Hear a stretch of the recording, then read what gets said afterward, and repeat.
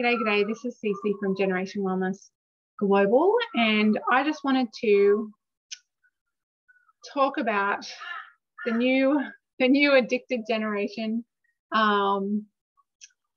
It's really, we really live in challenging times, and I suppose I never thought I've never really had a particularly addictive personality. I've never even drank coffee or, did any foolish things when I was younger. I was way too, I didn't really fit in when I was younger. Probably don't much now. But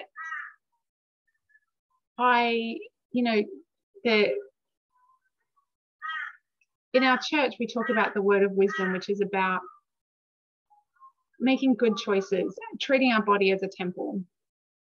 And there's so much in this day and age to really test us and to disrupt our normal flow and the goodness in our life and our sleep cycles and so many things, right? There's so many distractions. We're so busy. We're so, there's so much. And we can look at, I really think that some people lose the forest for the trees for, I don't know how that saying goes. Some people lose what's really prevalent at this time by looking at things that were relevant 100 or 200 years ago, or even a generation ago. When I grew up, drugs and pot and things like that were kind of cool, and now the insidious things that are really detrimental to our health and really addictive are things like sugar in our food, because it's everywhere, and it's hidden sugars, and screens are everywhere. They're really, really prevalent, and we can't really live life without it. And we know this because I'm talking to you online, but how do we manage that and keep focus on what's really important and what's really good for our health? And how do we, it's a really challenging time, and I'm not saying I have the answers, but I notice, I have not been perfect at it either. And when I was very alone in my in my marriage, and I really disappeared into Facebook a lot. It was a place for me to just tune out. It was a place for me to just, I suppose, feel a bit connected in a way, because a lot of my friends were on there posting and sharing stuff, and but I did a lot of scrolling, and I've noticed, even when I've tried not to, even when I just get on and go, I'm just going to, because I've got to message this person, I'll just get on and do this. And then, half an hour goes by, and you go, oh, what did I even get on here for, right? We've had those moments. And I'm not saying I have the answers, but I think it's something we really need to look at and consider, because it just sucks so much time and life out of our, things that we could probably be investing in, something more uplifting for our family, or something, One of the things to me, I suppose I wanted to share is, because I do the healing work, I know that for me it was a numbing, it was an avoiding, it was an escaping. And if I don't do it on Facebook, I probably do it with books. So we need to maybe look at that, what's underlying, what's motivating that behavior as well. I know for my daughter, she wants to do all that because, that's what her peer group's doing. And so, like fear of not fitting in, fear of not being good enough, fear of, being rejected or not belonging. And belonging's a huge one at any age, but particularly that age, and So if we look at what's underlying and we can work with that, then we can have more power and control over the decisions that we're making. I kind of also in my mind went, I'm not addicted, but it's getting hard. Like I'm not really addicted. I'm not an addictive person, but I do scroll a lot, you know. And I started monitoring my time, and then I just went, you know what? The Prophet talks about having 8 days. Is it 8 days or a couple of week challenge or something? 10 days without social media, and just seeing what that did for us. And I did that, and it was really good. And then I noticed I went straight back to scrolling on my phone. And part of it was my business was there. That's how I support my team, my customers, my clients.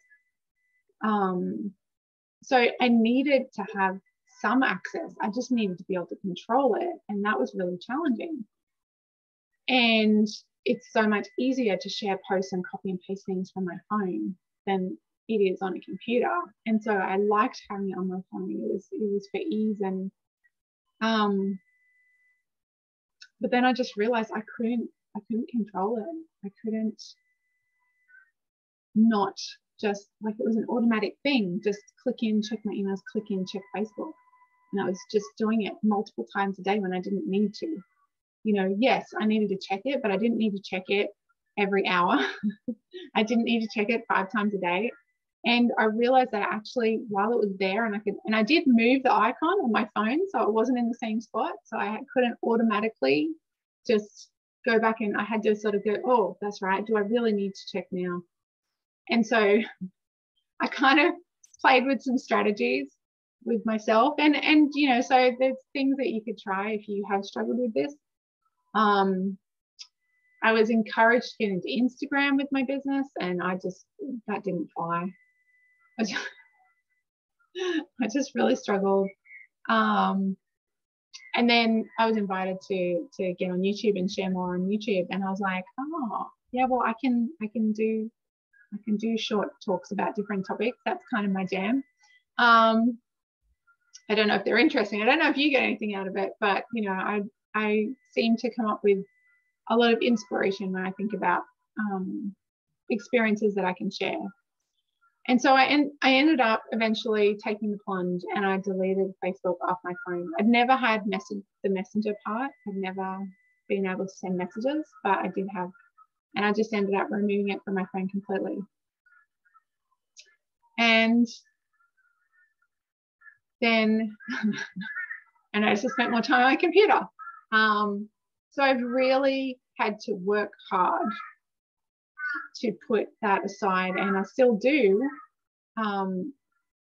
support and do business on Facebook, but I get on my computer probably, so if you're trying to contact me and I don't get back to you straight away, this is why.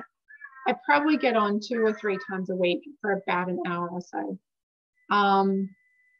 And even then I really have to watch myself, and I have to keep in mind what I need to do, how long I need to be on there, how long I've got until I've got to, you know, take the kids to an activity or spend time with them or whatever it is that we need to get done in the day.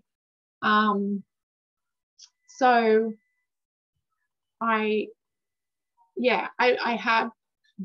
feel like I have got it underhand. It helps that when the floods happened here, I got caught in the floods. I didn't have Facebook on my phone. I couldn't get internet.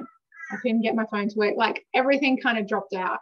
My website got corrupted at the same time. Like all this stuff happened. And I was like, all right, I really need to take a look at this and figure out what is a priority, what I need to do, how I can, you know.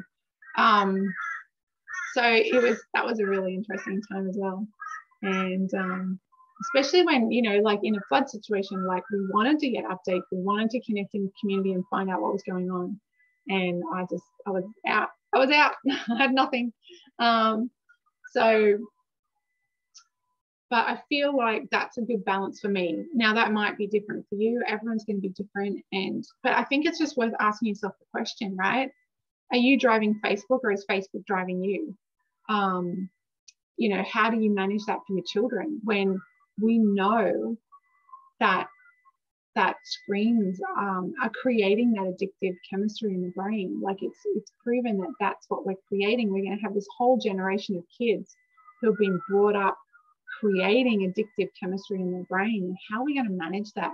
And the thing is that addictive chemistry is not specific. It can then be turned to any addictive substance or practice.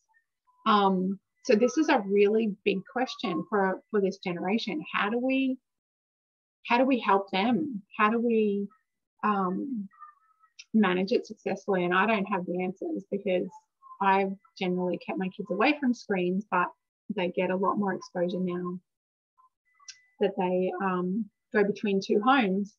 And so that's something that I've had to really be able to let go of a little bit as well. But I've seen the effects of them, because one of mine does not respond well to screens, gets a lot of headaches and stuff. So it's actually impacting his health, and there's nothing I can do about it. So I guess it's just a question, like, how do we better honor and respect ourselves, but still live in this world and do what we need to do, but do it in a really mindful, intentional way? How do we make sure that we're driving the apps and the social media and the stuff, and they're not driving us? How do we help our kids learn how to do that? You know, and mine do resent the time that I spend on the computers, and so that's another reason that I've really tried to put a stop on it and be more present. And I think I'm doing a lot better. But it's been a progress and it's been a challenge, you know, step by step. We just do what we can and we try and improve. And but it really is a journey and a testing ground for us, you know, a part of a trial that we're here for, I think, because we, you know, and I've just talked more about my journey with Facebook, but it's the same with anything, isn't it? It's the same with just diet choices for ourselves and our children, and making like little changes step by step. But the most addictive substances that we're faced with in this generation is sugar and screens. And so we need to look at this with the eyes of, how do I protect my kids from a life of addiction and creating that, you know, and it's a really hard question. It's a really big question. And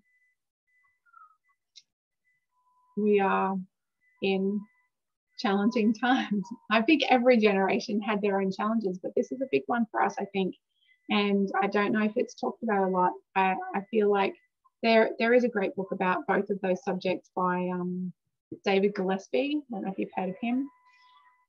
So he wrote some really good books that are escaping me. Sweet Poison was about sugar and how it changes your body, and how it's processed by the body,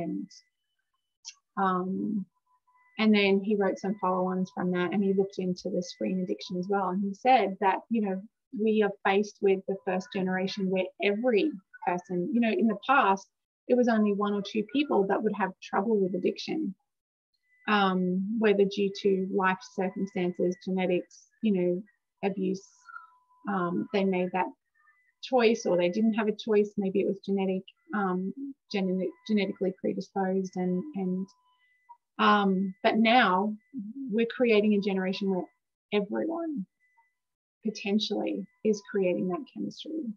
And so some people are going to be better at controlling it than others, but how do we navigate that? I don't know. This is my journey with social media. I've had to just get it off my phone and be really mindful and intentional about when I get on to my computer, it's to do certain things. And that's not to say occasionally I don't do those certain things and then kind of scroll for a few minutes. But then I kind of go, okay, what's next? you know, I can't sit on here all day. What's next? And I do, I think, have a different feeling about Facebook now. Like, it's not sucking me into scrolling. I'm actually going, I don't want to get caught up in this. This is negative, and I don't feel good when I do this anymore. So occasionally I'll, you know, check a few things. That's where our homeschool, you know, meetups are posted, and that's, you know, that's where my business, like I said, I support customers and clients there with information and posts. And but I'm now doing it really intentionally, and that was a journey. So I'm going to pose a question to you. Do you direct social media, or does social media direct you? You know, what's a step that you could take? Have you tried that challenge of just getting off for 10 days or a couple of weeks? And how hard has that been? And what was your relationship when you came back to it?